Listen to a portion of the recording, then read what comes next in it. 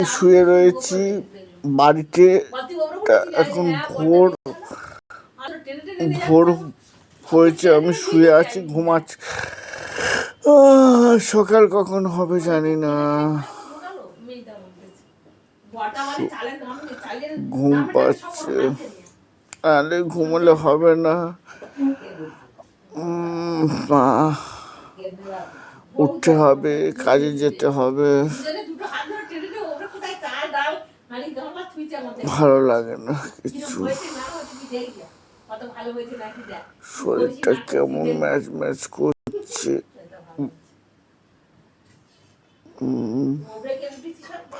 মা পাশে থেকে কি সব বলছে, কিচ্ছু ভালো লাগবে না।